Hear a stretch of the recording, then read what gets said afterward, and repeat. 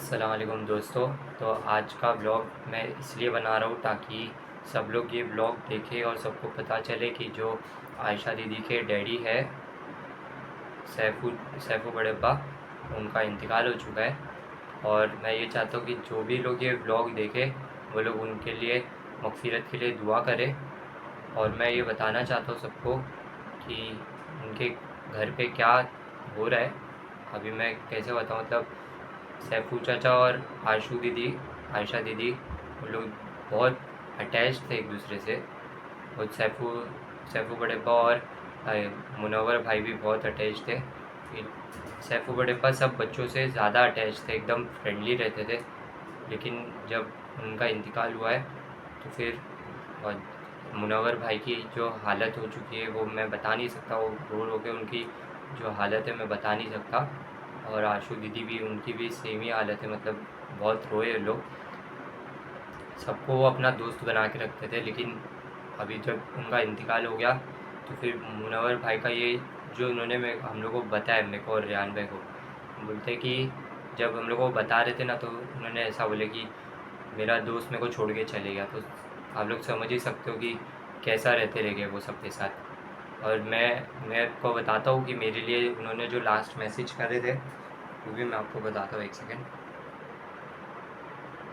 यही वाले फ़ोन में मेरे लिए जो जब मेरा एग्ज़ाम्स चालू थे बोर्ड के, तब उन्होंने मेरे लिए एक लास्ट मैसेज दिए थे। वही है उनका लास्ट मैसेज मेरे लिए।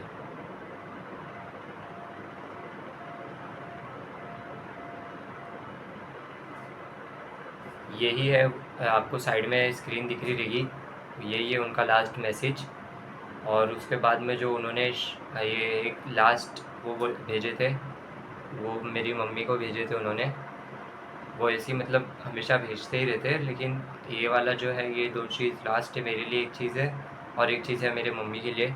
यही दो चीज़ में हम लोग को आई है सैफू चाचा की तरफ से लास्ट मैसेज। सैफू चाचा को जो लास्ट बर्थडे था वो भी हम लोग के ही घर पे हुआ है।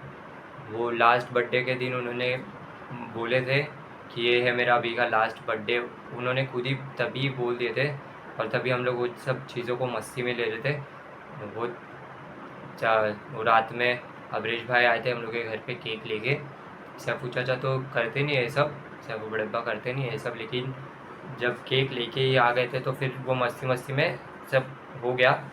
और उनका जो लास्ट बर्थडे वो हम लोग के घर पे बनाए थे, तो फिर उन्होंने ये बोले थे कि ये जो बर्थडे अभी शायद ये मेरा लास्ट बर्थडे हो सकता है करके मस्ती में उन्होंने बोले थे। वो भी याद है मेरे को। और जब उनका इंतकाल होने से एक सोने के टाइम पे, सोने से पहले मुनव्वर भाई को और जो भी वहाँ पे थे उन लोग सबसे पूछ रहे थे, और जो नहीं थे उन लोगों को भी कॉल कर करके पूछ रहे थे वो कि मेरा अगर इंतकाल हो जाएगा तो फिर तू रोएगा या तू रोएगी, आएगी ना मेरे को देखने, आएगा मेरे को देखने, ऐसे सबसे पूछ रहे थे वो। मेरे पापा से भी पूछे थे। और मेरे पापा जो है उनसे बहुत अटैच थे। यही यहीं पे वो सैफू चाचा हमेशा यहाँ पे ही रहते थे, यहाँ पे लेटे रहते थे हमेशा, और हॉल में बैठते थे हमेशा। और लास्ट के टाइम पे पूरा टाइम वो हम लोग के साथ में ही थे ज़्यादातर।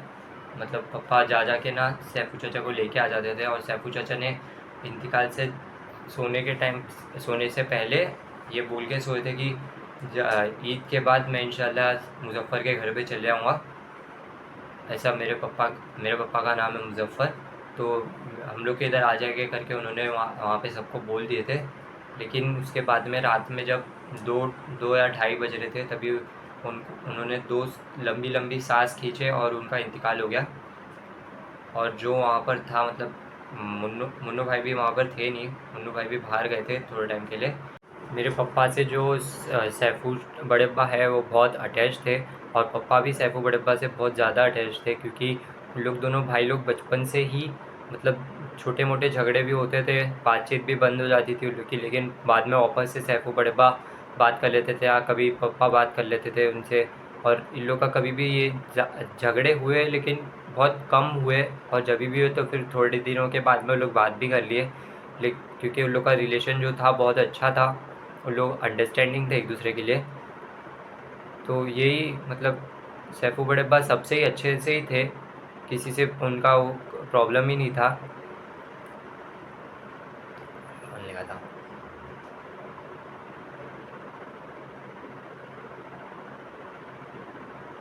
और सैफू बड़ेप्पा जो सिर्फ उनके बच्चों से नहीं, सिर्फ उनके बच्चों से नहीं, जितने भी घर में बच्चे थे, बच्चे ही नहीं बड़े भी, जितने भी थे सबसे एकदम फ्रेंडली थे। वो मेरे से भी इतना फ्रेंडली थे। यहाँ पे जब भी यहाँ पे आते थे तो यहाँ पे लेटते थे, तो मैं जब भी उनके लिए हाथ पैर दबाता था उनके, तो फिर वो मेरे को इतने अच्छे से दुआ करते थे कि इंशाल्लाह तू बहुत बड़ा ब्लॉगर बन जाएगा, ये तो तेरे नाम हर जगह रहेंगे, ऐसा सब।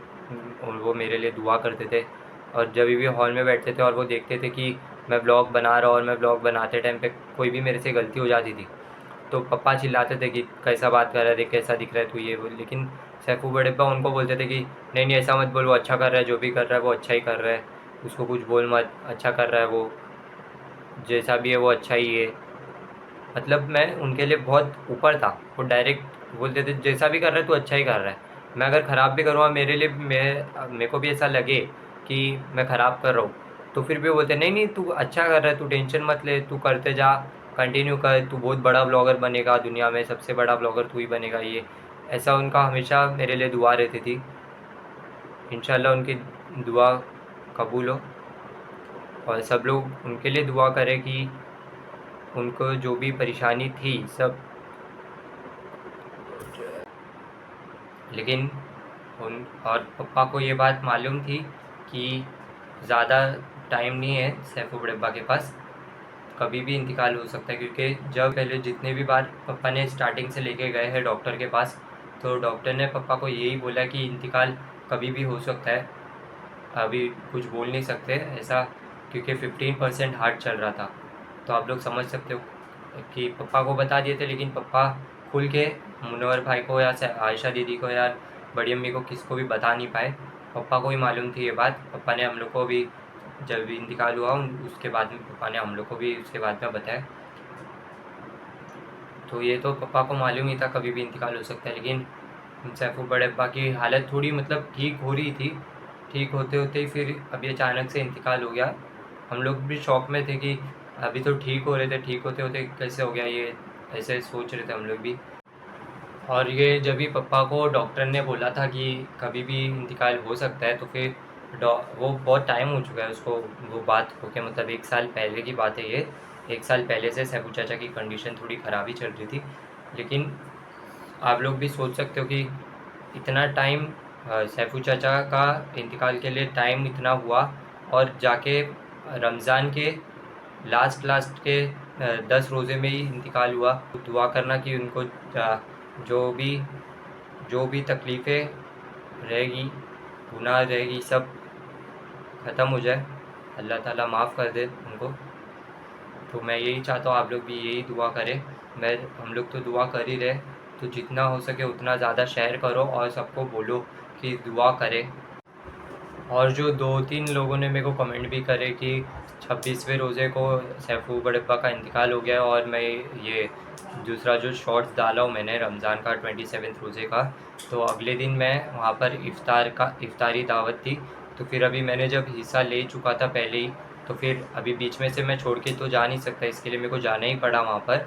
और मैं कुछ वहाँ पे मस्ती मजाक या गाने वाने नहीं बजवा रहा था, मैं सिर्फ रमज़ान में इफ्तारी की दावत है तो फिर उन लोगों के लिए काम कर रहा था मैं। तब मेरे को ये बताने की ज़रूरत नहीं है, लेकिन मैं फिर भी बता रहा हूँ क्योंकि लोगों को गलत लग रहा है वो चीज़, तो लेकिन वो गलत है नहीं। जिसको समझ आ रहा है उन लोग समझ पा रहे हैं कि वो गलत चीज़ नहीं है, वो अच्छी चीज़ है। प्लीज़ शेयर करना और सबको बोलना कि दुआ करें मगफिरत के लिए। और थोड़ी जो भी पढ़ाई कर रहे हो तो अब वो सैफू चाचा के लिए कर देना थोड़ा बहुत, सैफू बड़ब्बा के लिए जो भी आपसे हो सकता है। तो मैं ये ब्लॉग अपने व्यूज़ के लिए या अपने सब्सक्राइबर बढ़ाने के लिए या लाइक्स बढ़ाने के लिए या कमेंट बढ़ाने के लिए नहीं कर रहा हूँ। मैं ये ब्लॉग इसलिए बना रहा हूँ ताकि जो भी ये ब्लॉग देखे, और जो भी ये ब्लॉग देखे वो लोग सैफू बड़ब्बा के लिए दुआ करें, मगफिरत के लिए दुआ करें। तो आज मैं ये नहीं बोलूँगा कि ब्लॉग लाइक करना, शेयर करना, सब्सक्राइब करना, मैं ये नहीं बोलूँगा। मैं बस इतना चाहता हूँ कि आज का ब्लॉग देखने के बाद सैफू बड़ब्बा के लिए दुआ करना। तो आज का ब्लॉग मैं इसीलिए बना रहा था। तो चलो मिलते हैं।